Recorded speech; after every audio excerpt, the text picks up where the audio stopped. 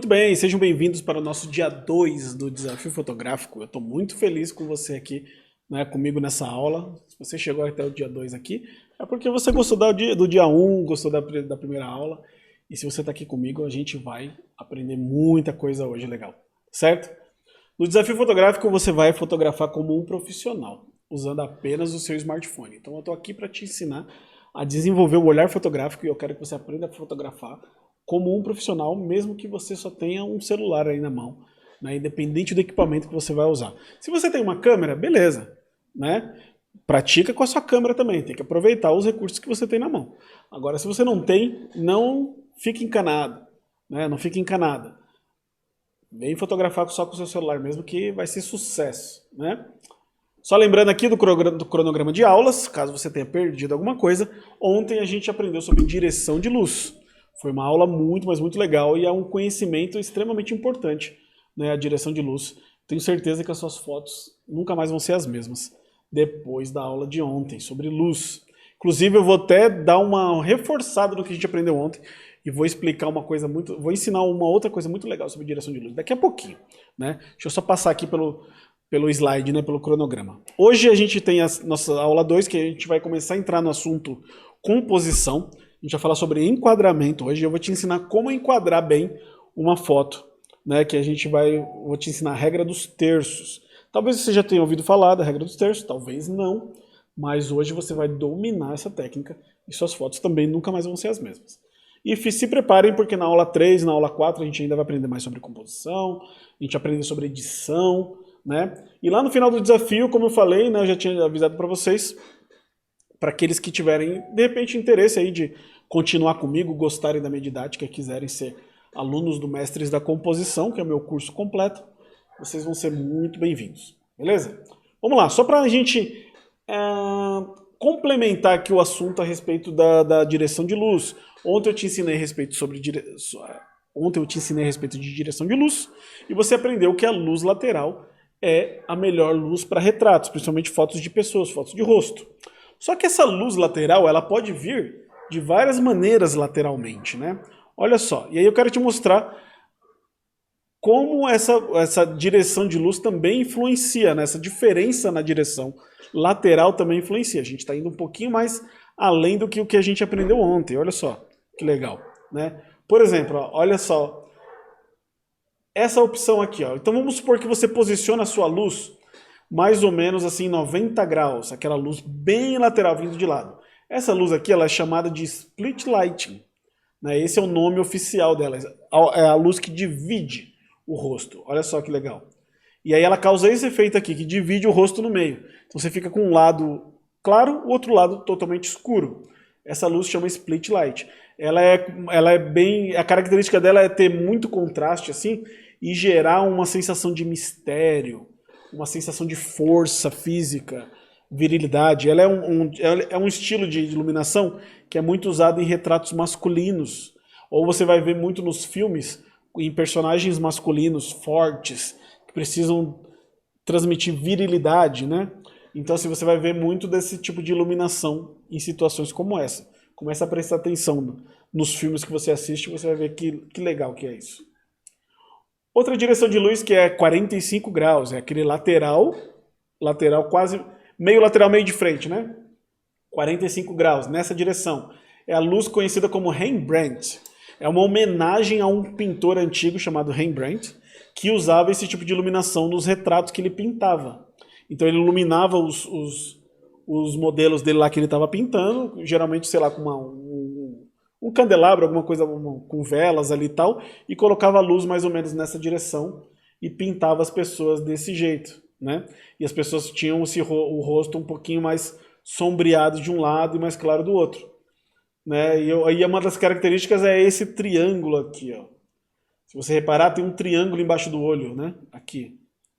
É um triângulozinho que forma embaixo do olho. Essa é uma das características da luz de Rembrandt. Curiosidades interessantes aí, né? Tem o loop light. Esse loop é uma luz de 25 graus. Olha só, ela é quase de frente, mas é lateral. É uma luz que a gente usa muito. Eu uso muito, por exemplo, no estúdio com fotos femininas, né? Eu uso muito em casamentos também, que é aquela luz quase que de frente, só que um pouquinho de lado, que dá uma sombrinha mais leve assim no rosto, mas também cria esse volume, né? É uma luz muito legal de se usar também, looping. E tem a luz de butterfly, chamada luz de borboleta, que é aquela luz de frente, só que um pouquinho mais alta, e ela dá essa sombrinha embaixo do nariz, ó. Ela dá uma sombrinha embaixo do nariz que parece uma borboletinha, e por isso que ela chama luz de butterfly, luz de borboleta. Interessante, né? Eu trouxe isso aqui mais para acrescentar aí no seu conhecimento a respeito da direção de luz e tal, e aí você tira suas próprias conclusões. Também trouxe uma outra foto aqui muito legal, olha só que legal essa foto. Né? Guerrilheiro heróico, Alberto Korda, 1960, um fotógrafo aí que fez história com essa imagem do Che Guevara. Né? E olha só que interessante, essa é uma foto extremamente impactante, né? Do Che Guevara, histórica, né? Muito conhecida no mundo inteiro. E repara na iluminação, repara só na luz do rosto dele. Um dos fatos que torna essa foto tão impactante é o fato da iluminação ser uma boa iluminação, os olhos bem iluminados, o rosto iluminado de maneira lateral, trazendo aquela ideia de volume para o rosto, assim, e com essa cara mais sisuda dele, né, dá aquela cara de guerrilheiro mesmo, de força física e tal. Né? É uma foto histórica. Interessante, né? E talvez você nunca tenha reparado. Começa a reparar agora nas imagens históricas, nos filmes que você assiste, como isso faz grande diferença. Certo? E lembra daquilo que eu te ensinei na aula de ontem, né? Sobre as técnicas somadas. Você aprendeu uma técnica, que é a técnica de iluminação ontem. Hoje você vai aprender a técnica da regra dos terços, que é uma técnica de composição. Quando você junta mais de uma técnica, uma com a outra, né, você somou duas, sua foto se torna mais impactante, chama mais atenção, gera mais atração, mais desejo. Se você aplica isso em fotos de trabalho, por exemplo, você vai atrair mais desejo para os seus produtos que você vende. É muito louco isso. Né? Aqui, ó, um exemplo. Eu gosto de mostrar o exemplo dessa foto aqui, porque essa aqui é uma foto tão simples, né? Para mim, né? Para mim é uma foto tão simples. Uma foto de casamento que eu fiz, uma das minhas favoritas, né? De casamento que eu já fiz. E é uma foto extremamente impactante, porque foi uma das fotos que mais gerou comentários nas minhas redes, né?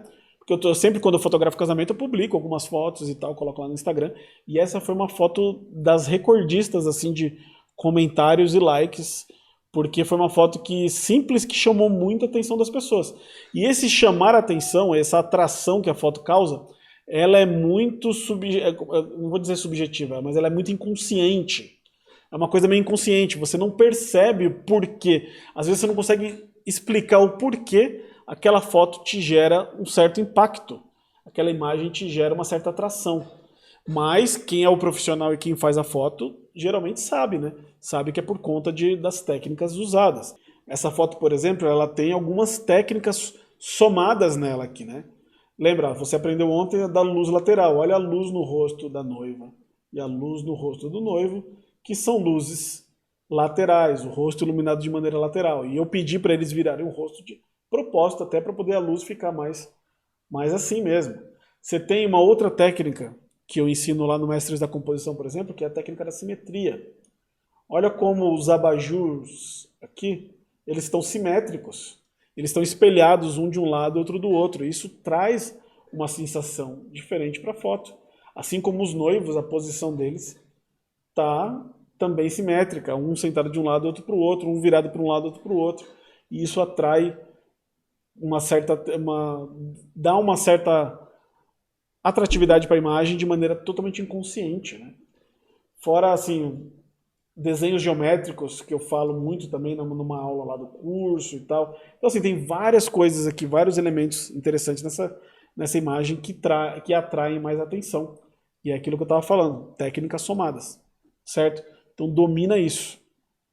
Certo, vamos lá. Hoje é dia de composição fotográfica, vamos falar sobre composição fotográfica, mais especificamente sobre a regra dos terços.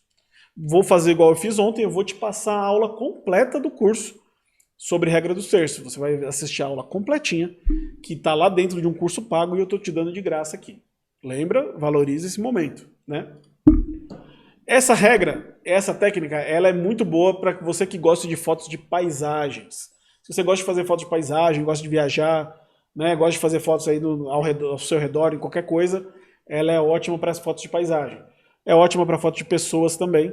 E para quem fotografa produtos, é muito importante você aprender também sobre essa regra. Beleza? Então a gente vai para a aula agora.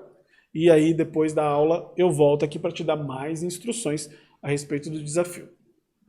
Beleza. Então hoje é o dia de a gente falar de composição fotográfica. E eu vou falar especificamente hoje de uma regra, de uma técnica chamada regra dos terços. Talvez vocês já tenham ouvido falar, talvez não. Mas aí eu vou mostrar tudo, explicar tudo certinho para vocês e vou explicar na prática como é que se aplica essa ideia da regra dos terços. Tá bom? Bora lá. Regra dos terços. Então, basicamente, a regra dos terços funciona assim, ó. Imagina o seu enquadramento. Deixa eu mudar minha tela aqui, que eu tenho que me diminuir. Tem que ficar pequenininho. Imagina a sua tela, né, a sua imagem dividida dessa maneira aqui. Olha esse diagrama aqui. A gente tem dividido em 3 partes no lado horizontal e no lado vertical dividido em 3 também, certo? Então assim a gente forma 9 quadrados aqui. Essas linhas aqui que dividem são as linhas que a gente chama de linhas dos terços, tá certo? Para quem tem dificuldade com matemática, tinha problema com matemática lá na escola quando era criança, né? Você pega a sua imagem aqui e divide ela em 3, você tem 1/3, né, desse lado, 1/3 desse outro e 1/3 desse outro, que juntos dá 3/3, que é o inteiro, né? Tipo, vamos lá, aula de matemática. Mas enfim, para você entender. Essa aqui é uma linha que a gente chama linha do terço, porque separa os terços das imagens. Então essa aqui é uma linha do terço, e essa aqui também é uma linha do terço que a gente separa a parte de cima, a parte de baixo, certo? Beleza, entendemos aqui onde é que estão as linhas dos terços. Agora, existem as intersecções dos terços. Esses pontos onde as linhas se cruzam, tá vendo essas bolinhas aqui? Esses pontos a gente chama de intersecção dos terços, porque é onde as linhas se cruzam. E o que isso tem a ver com a fotografia, Lê? Bom, isso tem a ver o seguinte, eu não sei explicar cientificamente quem foi que descobriu isso aqui, mas o nosso cérebro funciona de uma maneira que a gente às vezes não entende, né? Mas esses pontos aqui, eles são os pontos de maior atenção dentro de uma imagem. Quando a gente bate o olho numa imagem, geralmente esses são os pontos de maior atenção. Quando você está fotografando, e se você posicionar aquilo que você quer dar mais atenção, usando esses pontos de intersecção, você vai conseguir atrair mais atenção para a imagem. Ou para aquilo dentro da imagem que você quer que chame mais atenção. Certo? Então, esses aqui são os pontos de intersecção, são os pontos de atenção mais fortes dentro da imagem. Combinado? Beleza. Então, agora vamos ver na prática como isso funciona. Essa aqui é uma imagem clássica de regra dos terços. Eu estava lá viajando, né, fazendo minhas fotos ali passeando, visitando um ponto turístico e tinha lá a estátua ali de Cristo. Naturalmente, as pessoas chegam nesse lugar aqui, elas pegam e apontam a câmera, o celular, e centralizam a estátua ali no meio da foto. Eu, ao invés de centralizar a estátua, eu posicionei ela mais para a direita, colocando ela centralizada em uma das linhas do terço. Dessa forma, eu atraí mais atenção para a imagem. Mas tem outro motivo especial para eu ter colocado ela um pouquinho mais deslocada e ter colocado ela nessa linha. Por quê? Porque quando você faz isso, você está colocando primeiro plano aqui em atenção, certo? E aí todo o restante da imagem se torna, que a gente chama aqui de área negativa da imagem, pode ser esse o nome, você pode ouvir esse nome, área negativa, ou área de contexto da imagem. Eu gosto de chamar de contexto. Por quê? Porque toda essa área livre aqui que está aqui, ela cria contexto para a minha imagem. Então eu tenho a estátua de Cristo ali deslocada como sendo o meu assunto principal e todo o restante que está do outro lado aqui, ocupando esse espaço maior, ela se torna segundo plano, não chama tanta atenção quanto o meu assunto principal, mas ele se torna o contexto da imagem, tá ajudando a contar a história da imagem, né? Porque tem o fundo ali pintado, tal, tem Sabe? É o céu, planetas, todo um contexto ali que ajuda a passar a mensagem que eu quero com a imagem. Deu para entender? Próximo aqui, ó. Um outro exemplo. Eu vou dar vários exemplos para ficar mais, para gravar melhor na mente de vocês. Aqui, ó, eu poderia simplesmente ir lá centralizar o casal na minha foto. Eu poderia simplesmente, né, pegar e dar um close neles aqui. Uma foto de casal bonitinha e tal, porque o foco tá neles ali como é que fala? Na interação entre eles, no amor entre eles e tal. É uma foto pré-casamento. Eu trabalho com casamentos, esse aqui é um ensaio que a gente faz pré-casamento, certo? Só que, né, essa foto aqui, se você reparar aqui no fundo da imagem, não sei se você já teve a oportunidade de viajar para fora do Brasil, mas essa cidade aqui é a cidade de Nova York.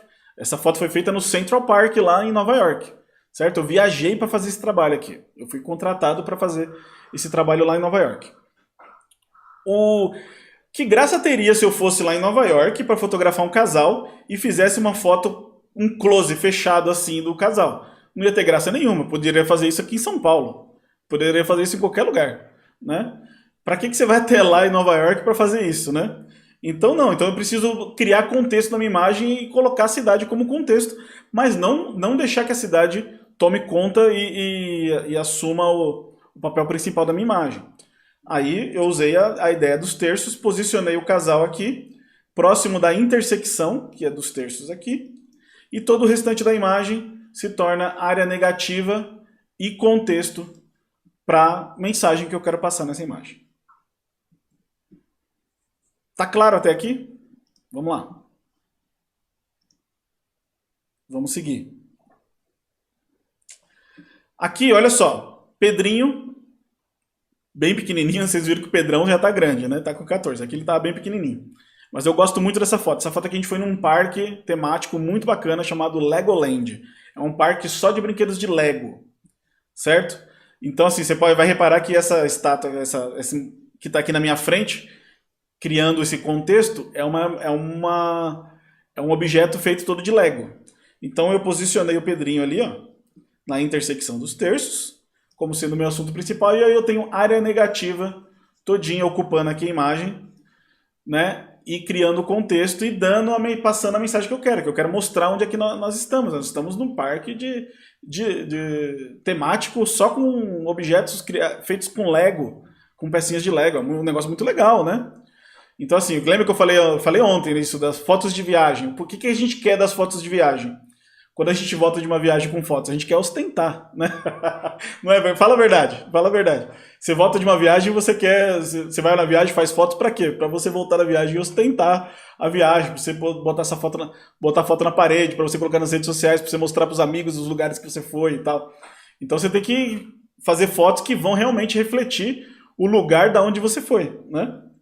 Sem, é claro, tirar o contexto que você quer, né? No caso aqui, eu estou tirando uma foto do meu filho, mas ao mesmo tempo criando o contexto e aproveitando a regra dos terços aqui. Vamos lá, vamos seguir para a próxima aqui. Próximo exemplo. Essa aqui foi uma outra... eu estou mostrando só fotos de viagem justamente para ostentar também, né? Tá vendo? Falei, a gente viaja, a gente gosta de ostentar. Então eu acho que eu tiro mais foto viajando, sei lá, faço uma viagem de 7 dias, eu acho que eu tiro mais foto do que o ano inteiro em casa, sei lá. Porque, não sei, porque é legal, né? É legal tirar foto de viagem. E essa aqui foi um negócio muito louco que eu nunca mais vou fazer na vida, né? Um amigo meu, que lá dos Estados Unidos, que ele era do exército, me levou num campo de treinamento do exército para eu conhecer e até chegar perto dos helicópteros, dos aviões e tal. Um negócio muito louco. Nunca mais vou chegar perto de um negócio desse de novo na vida, né? E aqui eu fiz uma brincadeira aqui com a minha sombra, posicionei a sombra na regra dos terços, na linha dos terços aqui do lado direito, e o restante criando o contexto aqui na minha imagem, né? O texto, né? United States Army, não sei o que, tipo, o helicóptero e tal. E assim vai. Ó, alguém falou, a parte que você quer que apareça como primeiro plano tem que ficar dentro do quadrado? Não. Então, ó, isso aqui é uma coisa que as pessoas confundem. Quando a gente fala de regra dos terços, você não tem que posicionar o que você quer dentro dos quadrados. Não é dentro do quadrado que você quer posicionar. Você tem que considerar as linhas. É as linhas. Então, por exemplo, aqui você centraliza na linha. Centraliza nessa linha do terço aqui. Se você, ou então na linha do vertical, do sentido vertical. Ou então num ponto de intersecção. Você centraliza o que você quer no ponto de intersecção. Aqui você vê que minha cabecinha centralizada no ponto de intersecção. O Pedrinho aqui centralizado aqui no ponto de intersecção. Eu não coloquei ele, não posicionei ele dentro do quadrado. Entende? Isso é uma coisa que as pessoas confundem bastante. Agora, muita gente estava me pedindo isso aqui ontem, me falando, eu quero dicas de fotos de paisagem, Ale. Regra dos terços se aplica perfeitamente para fotos de paisagem. Ajuda muito fotos de paisagem. Por quê? Olha só, seria uma atitude natural na hora da gente fazer uma foto como essa aqui. Nesse caso aqui, tem lá o lago, a cidade ali e tal, eu quero fazer uma foto bacana. Pensa na linha do horizonte, aquela linha que separa, sei lá, a parte de baixo da parte de cima da sua imagem. No caso aqui, eu vou considerar como uma linha de separação aqui, essa aqui, ó, tá vendo? Tem uma linha aqui que separa. Que está separando o lago, que é um assunto, da cidade e o céu, que é outro. É natural que na posição que eu estou aqui, alguém que você vai fazer uma foto como essa, é natural que você posicione essa linha aqui, que é a mais visível, centralizada na imagem, certo? É natural que você faça alguma coisa assim. Você vai centralizar a linha do horizonte no centro da sua imagem. Não tem nada de errado, mas o que acontece quando você centraliza a linha do horizonte no centro da sua imagem? Você vai dar mais peso, você vai dar o mesmo peso de importância para a metade de cima da sua foto e o mesmo peso de importância para o lado de baixo da sua foto. E isso, às vezes, não pode não ser a mensagem que você quer transmitir. No caso dessa imagem, o que eu queria aqui nessa imagem? Eu queria dar mais ênfase para o lago. Eu achei o lago bonito e tal, e essa textura do lago e tal, então eu queria dar mais ênfase para o lago e a cidade como segundo plano. Então, para isso, eu posicionei a linha mais próxima da linha do terço de cima aqui, tá vendo? Né?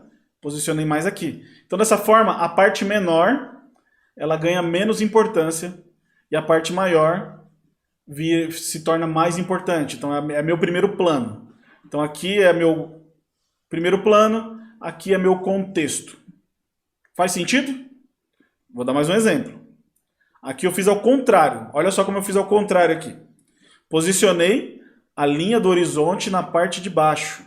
Dessa forma eu tenho mais ênfase ao céu e ao pôr do sol, certo? Tudo isso aqui é a parte mais importante da minha imagem. Céu, cores, pôr do sol, e o mar aqui se torna meu segundo plano, meu contexto da imagem. Faz sentido?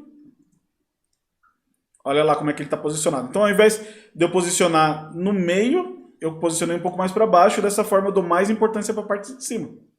Vamos lá. Outra maneira de você usar regra dos terços. Certo? Aqui, repara, eu tenho eu e a Letícia aqui. A gente está posicionado, lembra lá da linha dos terços? A gente está posicionado mais ou menos aqui, nos terços. E aqui eu tenho a estátua posicionada na outra ponta. Mais ou menos assim. Eu fiz isso sem querer ou fiz isso de propósito? Não, eu fiz isso de propósito, é totalmente de propósito. Né? E não foi fácil fazer, porque eu fiz com controle remoto. Se você reparar aqui, ó, na minha mão, tem um controle remoto. Quando eu viajo, às vezes quando eu tô sozinho, só eu e a Letícia, eu não gosto de que ninguém tire foto pra mim. Né? As pessoas ainda se oferecem, deixa que eu tire a foto pra você, tá, não sei o que. Eu falei, não precisa. Eu prefiro colocar minha câmera lá no tripé, posicionar onde eu quero, fazer o enquadramento que eu quero e clicar com o meu controlezinho remoto ali, porque eu sou chato mesmo e pra mim tem que ser assim. Mas enfim, qual que era a ideia aqui?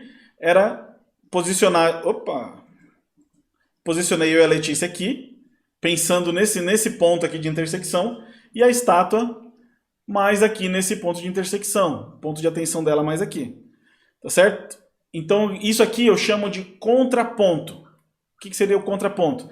É você ter um objeto aqui em um ponto de intersecção e você ter outro objeto no outro ponto de intersecção, criando o segundo plano. Então eu tenho o primeiro plano aqui, certo? porque a gente está no foco e tal, e eu tenho a estátua um pouquinho desfocada mais no fundo, mas criando um segundo plano e também posicionada certinha na linha dos terços.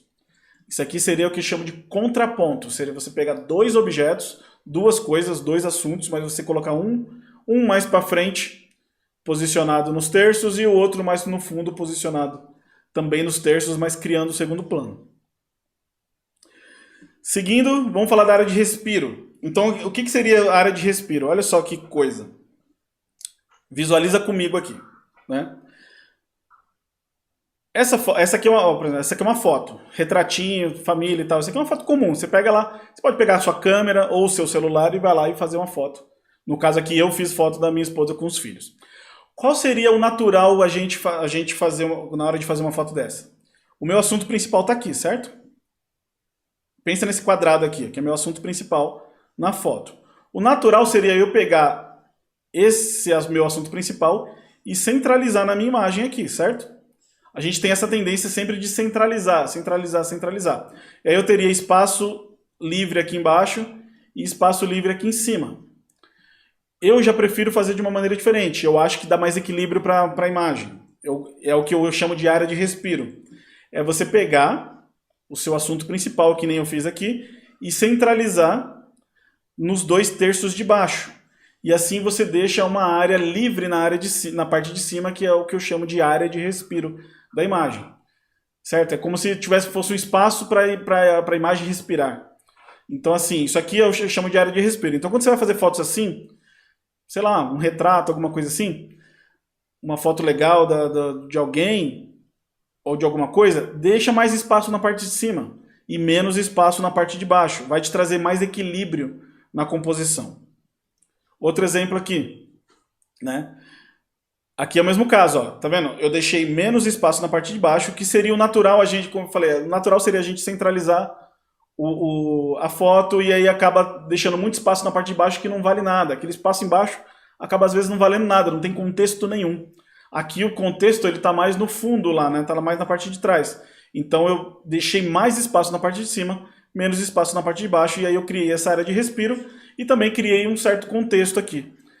Porque aqui era uma escola. Então essa aqui, por exemplo, essa foto aqui é uma foto importante pra gente e tal. Tecnicamente ela não tá perfeita, porque foi uma foto feita assim, rapidinho. Eles estavam com pressa, que eles estavam com vergonha de ficar tirando foto na frente da escola. Mas esse foi o primeiro dia deles de aula na escola quando a gente se mudou para fora do país. Foi numa época em que a gente estava morando nos Estados Unidos. Eu morei 2 anos nos Estados Unidos. E nessa época, esse aqui foi o primeiro dia de aula deles na escola lá. E aí, pai, mãe, né, a gente quer registrar, né? E as crianças vai lá, tipo, a gente foi tirar foto, mas eles não queriam tirar foto. Então, tecnicamente, não é a foto perfeita. Mas a gente tenta, né? A gente faz o melhor que a gente pode com o que a gente tem na mão. E aí entrou essa questão da área de respiro aqui na parte de cima. Aqui outro exemplo, né? Tem o meu assunto principal aqui na parte de baixo e deixando a área livre na parte de cima, área de respiro. Menos espaço na parte de baixo porque não vai acrescentar em nada, em contexto na minha imagem, então eu prefiro deixar mais na parte de cima. E aqui outro exemplo, também, ó, geralmente quando a gente vai fazer fotos assim e tal, deixo mais espaço na parte de cima da minha foto. Crio mais contexto. E aqui, é claro, assim, se eu olhar essa foto tecnicamente também não tá perfeita, né? Nem nada. Que é uma foto caseira, foto assim, que a gente tava passeando, vamos fazer uma foto. Porque aqui eu cortei os pés das crianças aqui, ó. Podia não ter cortado, podia ter deixado um pouquinho mais de espaço aqui embaixo, mas tá tudo bem. Né? Para uma foto nossa de recordação e tal dos lugares que a gente visitou, tá perfeito. Certo, então vamos para a parte prática. Lembra? Sempre tem uma parte prática, né? Fica aqui comigo que tem parte prática ainda. O que você precisa fazer? Ligar a grade 3x3 na câmera do celular. Todo celular, praticamente todos, tem como ligar a grade 3, essa grade dos terços. No meu celular, que é um Xiaomi Redmi Note, não sei o que, das quantas, Note 9, deixa eu ver onde é que... Eu vou tentar achar aqui onde é que liga. No meu, vamos ver se eu consigo mostrar aqui. ele tem um hashtag ali, parece um hashtag. Chama linhas de referência. Então no Xiaomi chama linhas de referência. Eu liguei e aí ele... Vamos ver se dá foco. Pera aí, deixa eu ver se dá foco. Aí ele ligou, tá vendo? Ele ligou a grade 3x3 no meu celular. Linhas de referência. Eu tinha um Samsung Galaxy A20. Eu acho, se eu não me engano, chamava linhas de enquadramento. Não, chamava grade 3x3. Se eu não me engano, chamava grade 3x3, que também estava lá nas configurações da câmera que dava para ativar. Cada marca ela tem um nome diferente. Eu não vou saber dizer para vocês aqui cada marca qual que é. Mas você pode perguntar para o seu amigo Google. Se você tiver, sei lá, você tem um Motorola, você tem um Asus, o Zenfone, você tem o iPhone. Se você não souber e não encontrar onde liga essa grade 3x3, dá uma pesquisada no Google que você encontra. Ou, de repente, pergunta no grupo dos alunos, lá no grupo de interação, que outro colega pode ter o mesmo celular que você e já sabe onde é. E aí você descobre aonde liga. Eu só sei mesmo no meu aqui, eu não conheço as outras marcas. Certo? Então dá uma fuçada e descobre onde é que você liga isso aí. Aí eu vou passar um vídeo agora da prática da regra dos terços, porque eu saí na rua com as crianças, né, com os meus filhos, e a gente foi brincar de tentar fazer fotos usando a regra dos terços, usando a grade 3x3. Aí vocês vão ver essa prática agora. Em 3, 2, 1. Como é que é, Miguel? E aí, galerinha do YouTube? Tudo bem com você? Seguinte, a gente saiu na rua agora pra gente fazer o desafio da regra dos terços. Então eu vou fazer algumas fotos, vou procurar alguns lugares para fazer fotos usando a regra dos terços, e a Bia e o Pedro também. Aqui a Bia e o Pedro. E o Miguelzinho vai ser o nosso modelo. Certo? Então agora é desafio regra dos terços. Certo, então olha só, tô aqui com o Miguel. Nessa foto eu tô centralizando o Miguel, que seria o natural que geralmente as pessoas fazem. Mas usando a regra dos terços, eu posso, por exemplo, fazer mais assim. Faz uma pose legal aí, Miguel. Isso. Aí agora sim eu tô posicionando o Miguel mais deslocado para a esquerda, usando a regra dos terços. Agora o Pedro vai fazer uma foto usando a regra dos terços. Ele tá aqui tentando encontrar uma cena legal aqui, ó.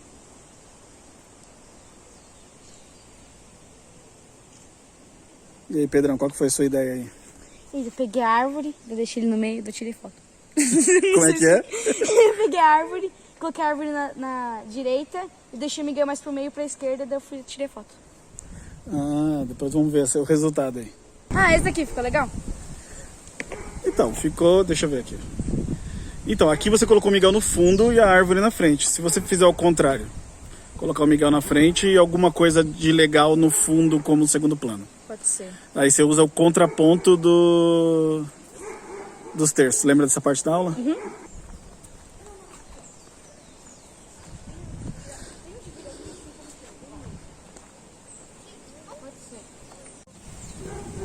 Então, o Miguel, vou posicionar ele mais pra direita. Sim. Aí, assim ficou legal, Miguel. E aí eu crio todo um contexto do outro lado da foto, assim, do lado esquerdo. Ficou bem legal assim, Miguel. Olha pra cá agora, Miguel.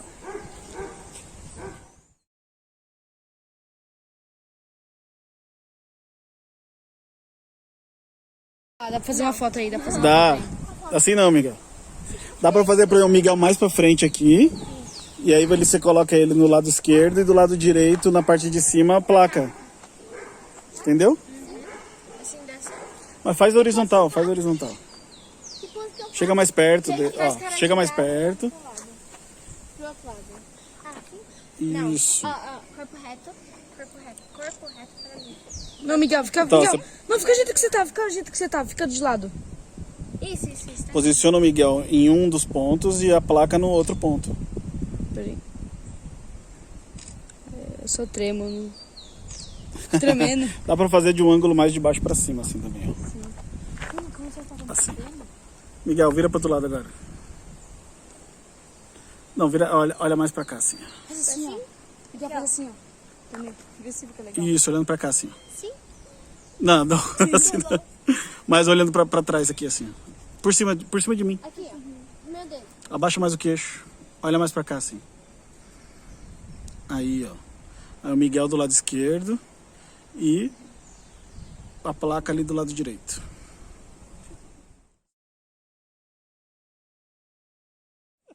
E você, Bia, teve alguma ideia? De regra dos terços? Ah, tem um orelhão ali, ó. Eu gosto de orelhões. Respirar toda a corrida.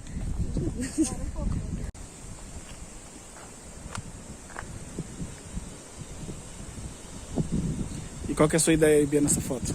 De deixar a parte de cima... Área de respiro a na área parte de cima. respiro. Aí eu deixo o orelhão só até a segunda linha. E o Miguel bem centralizado no meio. Esse cara centralizado no meio e mais espaço na parte de cima, né? Uhum. Ah, isso aí.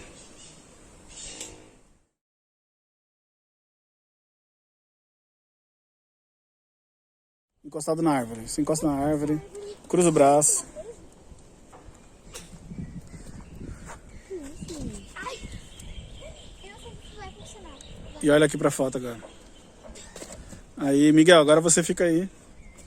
Não, normal. Não, pode ficar assim, não tem problema. Pus um bicho nas minhas costas. Isso, então agora eu tenho o Pedro. Vai, Miguel, fica aí. Eu tenho que cortar tudo, viu? Então, ó, eu tenho o Pedro alinhado do lado direito, na regra dos terços. E o Miguel no contraponto ali, na outra linha dos terços. Só que fazendo palhaçada no fundo da foto. Criando contexto para a imagem. Certo? Aí, Miguel, fica parado, isso. Nossa, muito legal. Ficou da hora. Finge que você é uma paisagem, Miguel. Fica assim, ó. Finge que você é uma árvore.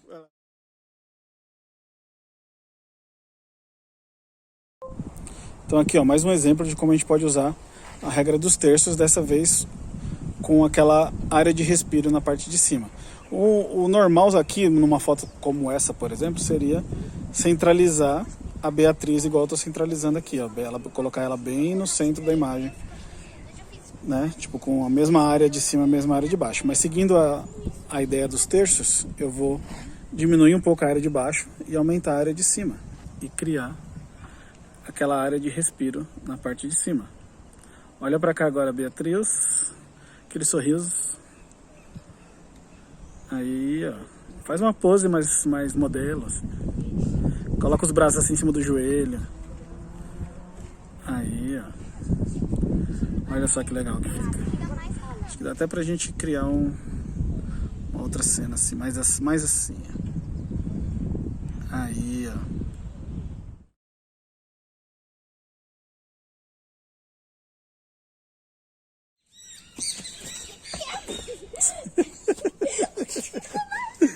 Tá.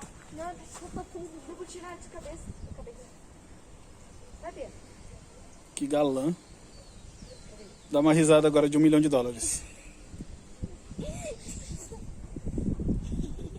Vai, agora. Espera, como é que você... Faz com a perna aberta. Não sei. De novo. Voadora, mano. Tem uma foto, mas 21 likes para a próxima. Deu 21. Saber o que está na caça da Bia. Opa, peraí que eu achei mais uma ideia aqui para a regra dos terços. Ah, assim. Assim ficou da hora, né? Aí posiciona a placa mais pro lado direito. Se passasse um carro bem aqui, ó. Se passasse um carro, ia ficar tipo o carro criando um contexto ali. Mas tem a Bia e o Miguel ali, ó. É isso aí, então essa aqui foi a nossa prática da regra dos terços do desafio fotográfico, certo? Espero que vocês tenham gostado aí. Certo, e aí galera, curtiram? Curtiram a molecada aí? Ó, a Carla fez uma pergunta interessante aqui, ó. A regra dos terços é só para quando quer criar esse ponto de atenção em primeiro plano? Nos demais casos, pode centralizar a imagem? Não tem problema, não existe problema nenhum em você centralizar a imagem, tá certo? Inclusive até amanhã vou fazer mais uma prática, vai ter mais uma aula de composição amanhã que eu vou mostrar também algumas fotos centralizadas. Mas o lance é que, assim, a regra dos terços, ela é uma técnica de composição, tá certo? Não se apeguem tanto, assim, a ela para vocês não ficarem também bitolados e pensar assim, tudo tem que ter a regra dos terços, tudo tem que ser mais deslocadinho e tal, não sei o quê. Não é bem assim, mas ela é uma regra, ela é uma técnica, uma regra de composição que é muito, mas muito usada, certo? É usada muito. Inclusive até, cadê? Eu tava, deixa eu, ó, vou voltar lá no Pinterest. Eu tinha separado, eu ia mostrar isso, eu tava em dúvida se eu mostrava ou não mostrava, mostrava ou não mostrava isso aqui. Mas enfim. É porque eu não sei se isso aqui pode dar problema na minha live. Mas eu vou colocar aqui, cinema, rule of thirds. Vou colocar em inglês que é mais fácil de achar. Cadê? Se vocês não reparavam isso, vocês vão começar a reparar no cinema que essa é uma das técnicas mais usadas no cinema. Olha isso aqui, que nem o filme do Harry Potter. Do Harry Potter. Olha a regra dos terços aplicada no cinema, no filme, né? No Harry Potter. Aqui no filme do Joker. Também, ó, ele posicionado mais para a direita e o resto criando contexto. Deixa eu ver se tem mais alguma outra interessante aqui. Olha aqui outro exemplo interessante também. Então, assim, a regra dos terços ela é muito usada. E é usada muito no cinema também. Tanto a regra dos terços quanto a técnica das linhas que eu vou ensinar amanhã, na aula de amanhã, elas são muito usadas na fotografia profissional e no cinema, né? Mas elas não são regras absolutas. O que eu estava querendo dizer quando eu estava respondendo a pergunta era que a regra dos terços ela não é uma regra absoluta, ou seja, você não tem que usar ela o tempo inteiro. Ela é só mais uma técnica de composição. Existem diversas técnicas de composição que incluem centralizar o seu assunto no meio da imagem, que não tem problema nenhum. Tudo depende do que você quer transmitir, do que você quer passar e tal. Mas hoje a gente vai se concentrar na regra dos terços, tá certo? A gente vai se concentrar hoje na regra dos terços, nos exercícios que a gente vai fazer, para que você possa dominar ela e assim depois, na hora de você fotografar, daqui para frente, nos próximos dias, meses, anos, você consiga ter bagagem suficiente para você escolher, na hora de você fotografar, eu vou fazer assim, eu vou fazer assado, porque é isso que eu quero. E não simplesmente sair fotografando igual fotografava antes, só apontando e batendo. Esse é o jogo, né? Então vamos lá, algumas dicas de fotos que vocês podem fazer como treino para a regra dos terços. Pessoa mais deslocada para a direita ou pessoa mais deslocada para a esquerda, como nos exemplos que eu mostrei no vídeo, né? Você pode tentar usar o contraponto ali criando um primeiro plano e um segundo plano do outro lado, né? Um primeiro plano mais próximo de você, um segundo plano na outra linha dos terços, mais no fundo. Tanto faz se estiver de um lado ou do outro. Fotos de paisagem, linha do horizonte. Você pode colocar a linha do horizonte no terço de baixo, que nem eu coloquei aqui, ó. Né? Tipo, tá mais próximo do terço de baixo. Ou no caso dessa aqui, tá mais pro terço de cima. Você pode fazer esses testes aí nas fotos de paisagens. Se você não quiser fotografar pessoas ou objetos, quiser fotografar paisagens, faz pensando nisso aqui também. E a sugestão do desafio, essa seria a sugestão do desafio. Liga a grade 3x3, faz as fotos seguindo essas sugestões ou da maneira que você achar melhor, desde que seja com a técnica dos terços, tá certo?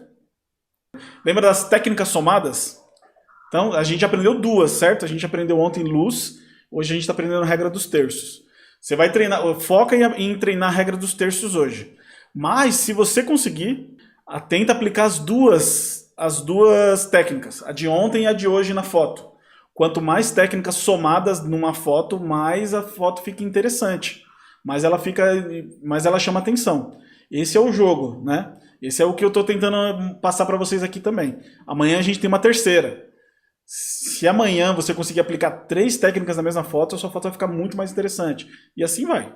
Aqui um exemplo legal, regra dos terços. Essa foto aqui é da Andréia Pinheiro. Uma foto, modelo mais para a esquerda, luz mais lateralzinha no rosto dela, ficou bem legal. Essa aqui, ó, da Isa Salles, ela posicionou... Eu queria botar grade em cima, mas ela fez uma foto super simples, bem minimalista, assim, mas posicionou o chapéu, ao invés do chapéu ficar centralizado, ele ficou mais para cima, mais para a esquerda. Ficou ali mais posicionado nos terços. Ficou interessante, um preto e branco. Ficou uma coisa minimalista, mais abstrata, assim, ficou bem interessante essa foto. Essa aqui, ó, da Micaela Barreto, essa foto ficou animal. Olha isso, né? Linha do horizonte. Espera que ela tá grande. Linha do horizonte no terço de baixo, a árvore posicionada aqui no ponto de intersecção, deixou essa foto de paisagem super, mas super interessante. Né? A foto da Micaela Barreto, ficou animal essa foto aqui. Ó, do Paulo Vitor, fotinho de ensaio, área de respiro na parte de cima, né? Menos espaço na parte de baixo, que não acrescenta em nada, né? A modelo mais posicionada aqui um pouquinho para a esquerda. Muito legal a foto do Paulo Vitor também. Essa aqui é da Rafaela da Mata. Nossa, essa foto ficou animal, né? Olha aí, o passarinho posicionado aqui nos terços, mais deslocado para a direita. E essa aqui tem mais uma aqui, Silvia Maria. Também foto de paisagem, né? Olha lá, a árvore posicionada nos terços, né? Linha do horizonte. Né, separando o céu e a terra mais ou menos aqui no terço de baixo, e já dá um equilíbrio muito bacana para a composição. Muito bem. E aí, curtiram a aula sobre a regra dos terços? Viram lá como é que vai ser o desafio? Qual é o tipo de fotos que você precisa fazer? Viu lá que você precisa ligar grade 3x3 no seu celular, tá certo? Talvez você não saiba onde está a grade 3x3. Daqui a pouquinho, eu tenho um outro slide aqui, eu vou mostrar em algumas das marcas, eu não conheço todas as marcas de celular, mas eu vou mostrar em algumas das marcas de celular, onde você pode ligar essa grade 3x3, beleza? Daqui a pouquinho eu mostro. Antes eu preciso falar de um outro assunto aqui com você, certo? Olha só. Desenvolver um olhar fotográfico é como construir um edifício. Sem um bom alicerce, ele não fica de pé. Então, assim, todo edifício, todo prédio, tudo aquilo que você vai construir, precisa de uma base, precisa de um alicerce. Senão ele não fica parado, né? Não fica em pé, não se sustenta, né? E também tem uma coisa interessante, ó. O melhor e mais forte alicerce é construído no chão. Olha só que coisa, parece óbvio, né? Mas o alicerce ele tem que ser construído no chão, uma base sólida, para que o seu prédio, para que sua casa ela possa ficar de pé, né? Faz sentido? Faz. Parece óbvio? Parece, né? Mas enfim, você vai entender o que eu estou querendo dizer. Printa essa tela aqui, ó. Aproveita, printa essa tela, porque essa frase aqui, ela é muito importante e é legal de ser compartilhada, certo? Bom, o que eu estou querendo dizer com tudo isso? O que eu estou te ensinando, tudo que eu estou te ensinando aqui, não sei se você já reparou, mas ó, você aprendeu ontem uma técnica, hoje você vai aprender outra, amanhã você vai aprender outra. Tudo isso aqui faz parte de uma metodologia única. A maioria de vocês aqui nunca fez nenhum curso de fotografia antes na vida. Mas alguns de vocês que já fizeram um curso de fotografia, já tiveram a oportunidade de estudar fotografia outras vezes, vocês vão reparar que não existe nenhuma metodologia igual a essa, da maneira que eu estou ensinando. Você deve estar se perguntando assim, pô, Ale, mas cadê? Você não está falando sobre abertura de diafragma, você não está falando sobre obturador, você não está falando sobre ISO, você não está falando sobre medição matricial, você não está falando nada disso. Né? Realmente, eu ensino de uma maneira totalmente diferente. Por isso que eu falo que essa é uma metodologia única de ensinar fotografia. Você não vai encontrar ninguém ensinando fotografia dessa maneira em nenhum outro lugar. E eu espero que você esteja gostando, aliás, né? Mas enfim. E eu quero fazer um comparativo com você, só para você entender, né? Para você que já fez algum curso de fotografia ou para você que nunca fez, só para você ter uma ideia, né? Mas como é que a galera ensina fotografia por aí, né? Existe um método comum, uma maneira como a fotografia ela é ensinada e sempre foi ensinada desde sempre, né? Você chega numa escola de fotografia, vamos supor, eu quero aprender fotografia. Aí você tem uma escola de fotografia lá na sua cidade. E aí você vai lá e se matricula na escola porque você quer aprender fotografia. Primeira coisa que vão pedir para você, vão falar, você precisa de uma câmera. Dá um jeito de arrumar uma câmera. Né? Beleza. E aí você vai lá e compra uma câmera fotográfica ou pega uma câmera fotográfica emprestada para poder fazer o curso. E aí chega lá, a primeira coisa que vão te ensinar nesse curso é como mexer na câmera e como você dominar o modo manual. Aí vão te ensinar o que é a velocidade do obturador, né? O que influencia a velocidade do obturador, velocidade de 2.000, 3.000, 5.000, né? Velocidade de 60. E abertura de diafragma. Agora vamos aprender sobre abertura de diafragma. Abertura 2.8, 1.8, 7, 11, 22. O que isso influencia na sua foto? E para que serve o ISO? E aí agora como é que você controla os três ao mesmo tempo? E aí fica aquelas coisas técnicas e tal da fotografia começam a dar um nó na sua cabeça. E aí o que acontece? E que eu tenho visto na minha carreira como fotógrafo e também na minha carreira como professor. A grande maioria das pessoas desiste aqui. Quando elas começam um curso de fotografia, compram uma câmera, começam um curso de fotografia e começam a aprender sobre o modo manual da câmera, como operar a câmera no modo manual, que é a primeira coisa que vão te ensinar num curso comum de fotografia, as pessoas desistem. Elas param aqui e nunca mais estudam fotografia. E aí, as coisas legais, como por exemplo, composição fotográfica, que você aprendeu hoje, iluminação, que você aprendeu ontem, edição, que você vai aprender depois de amanhã, né? Direção, por exemplo, para você dirigir pessoas, marketing, para você vender sua foto, tudo isso aqui fica para depois e você não chega nessa parte. As pessoas, elas travam aqui, ó. Elas ficam travadas aqui no modo manual e não avançam. E você quer uma prova disso, de que esse método ele não funciona e não é eficiente?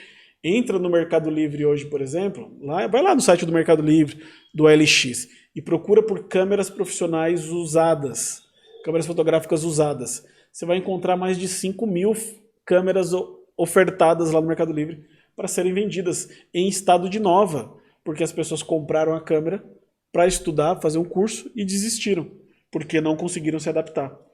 E aí eu vi isso acontecer a vida toda na fotografia, assim, como professor, né? Esse método comum. Primeiro você compra uma câmera, depois o modo manual, composição, todas as escolas ensinam dessa maneira. Eu caí nesse erro no começo, quando eu comecei a ensinar fotografia. Porque a minha carreira como professor de fotografia começou ensinando fotografia de casamento. Então eu falava muito para profissionais, para quem já era profissional. Então a galera que vinha estudar comigo no começo já sabia tudo do modo manual, já sabia dominar o equipamento, já sabia operar. Então o que eu ensinava para eles? Eu ensinava o que eu sabia sobre composição e luz nas minhas fotos de casamento, né? E ensinava isso para essa galera do casamento, para que as fotos deles se tornassem melhores, porque eles já sabiam mexer na câmera. Aí, quando eu comecei a ensinar curso básico, porque eu nunca tive vontade assim, nunca tive interesse assim em criar um curso básico de fotografia.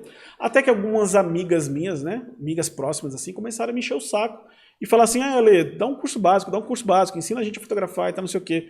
Eu falei, beleza, vamos fazer um curso básico. Daí eu juntei lá, eram 4 amigas, na verdade, 4 amigas próximas assim, que formaram uma turma e falaram assim: o Ale vai ensinar a gente a fotografar, porque elas não sabiam nada, zero assim, né?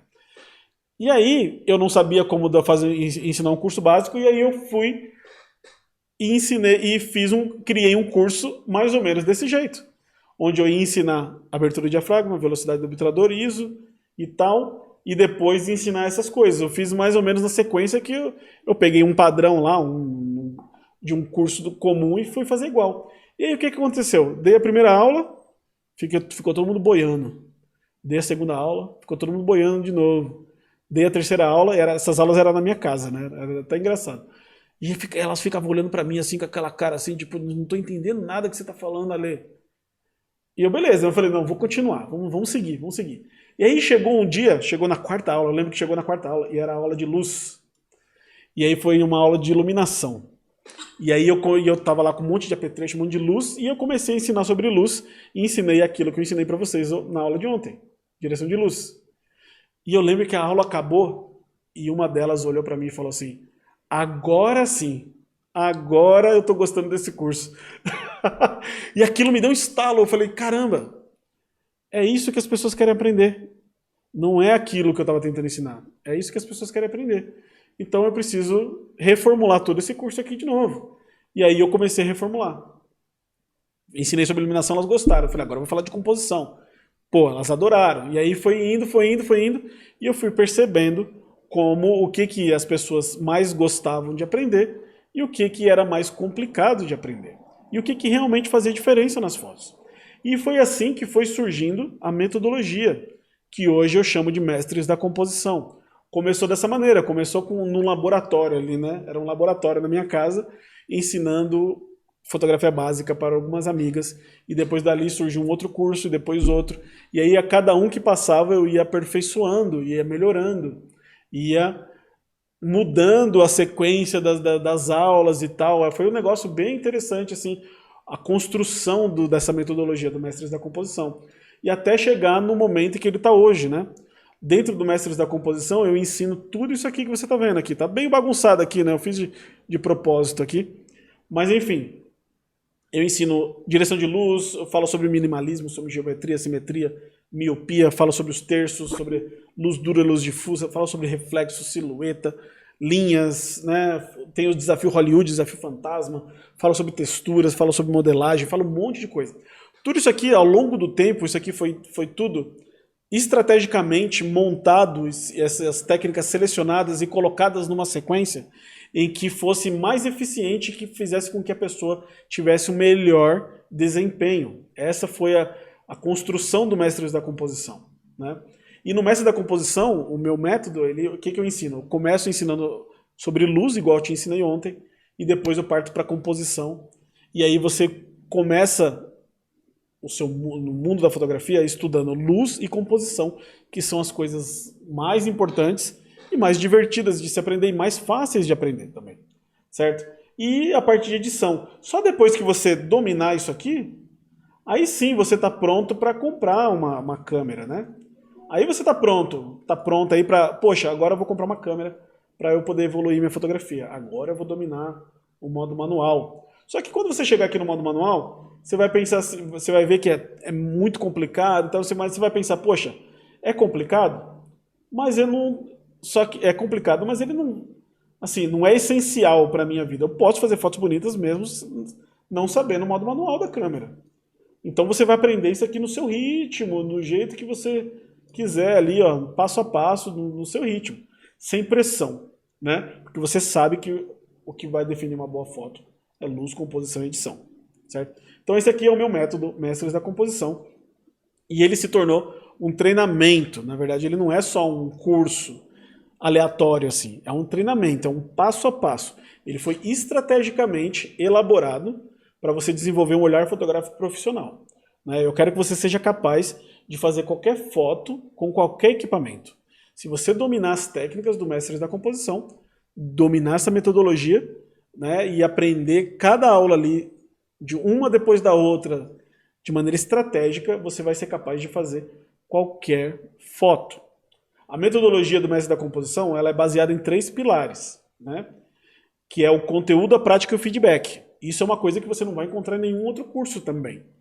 Por quê? No Mestre da Composição você tem o conteúdo, as aulas estão lá, igual as aulas que você está tendo aqui no Desafio Fotográfico. Você aprende o conteúdo, você vai botar em prática, porque você tem exercícios para fazer, só que não adianta só fazer exercício e você ficar ali tentando imaginar ou tentando adivinhar se sua foto ficou boa ou não. Você, no Mestres da Composição, você pode ter um feedback, você pode ter um retorno. Se você quiser saber se o seu exercício está certo ou está errado, você pode compartilhar esse material, essas suas fotos, comigo, com o suporte do curso ou com os outros alunos do curso e poder ter esse feedback. Só isso já torna o curso totalmente diferente de qualquer outro que você vai encontrar por aí. Tá certo? E como eu falei, você aqui no Desafio Fotográfico, você está tendo uma palhinha assim do que é essa metodologia do Mestres da Composição. Então valorize muito esse momento, porque as aulas que eu estou te dando aqui nessa semana são aulas completas que estão lá dentro do curso, que é um curso pago. Certo? Vamos lá, vamos seguir aqui. Ligue a grade 3x3 no seu celular para você poder fazer o desafio de hoje. Aí você vai me perguntar, poxa, Lê, não sei onde é que está a grade 3x3. Eu vou te mostrar aqui onde é que você pode encontrar. Vamos lá. Deixa eu achar aqui. Perdi o slide. Eu vou achar o slide aqui. Achei. Então, olha só. Samsung é esse aqui. Samsung chama linhas de grade. Tá aqui, ó. Linhas de grade. Já entra nas configurações da câmera e tá lá, linhas de grade. Se você tem um Xiaomi, vai chamar linhas de referência. Então tá aqui, ó, linhas de referência. Não é nem dentro das configurações. Aqui que clica nas configurações do Xiaomi. Então no Xiaomi tá no próprio menu do celular aqui, ó. Você clicou no menu, tá aqui linhas de referência para você poder colocar ativar a linha de grade. E Motorola chama linha de enquadramento. Tá aqui. Certo? Linha de enquadramento, tá lá dentro das configurações também. Esses são os 3 que eu conheço, tá certo? Outras marcas, eu já não sei. Eu sei que praticamente todas têm a opção. Precisa fuçar lá e encontrar. iPhone deve chamar também grade alguma coisa, ou linhas de enquadramento, talvez. Tem que dar uma fuçada lá. O que eu sei, que Asus Zenfone não tem. Putz, a galera já procurou meus alunos e ninguém encontra no Asus. Então qual é a solução para o Asus, se você tem um Asus? Você pode baixar algum outro programa, baixa algum outro programa de câmera, né? Se você baixar algum outro aplicativo que substitua o aplicativo da câmera, que são vários, né? Só procurar lá na App Store, lá, tipo, na Play Store, que você vai encontrar vários. Se encontrar algum outro programa que substitua a câmera do celular, ele provavelmente vai ter a opção lá de você ativar a grade também. Faz esse teste aí também. E outra coisa extremamente importante, não confunda a grade 3x3 com isso aqui, ó, com esse 3x4. Às vezes as pessoas me mandam mensagem e falam assim, Ale, o meu só tem 3x4.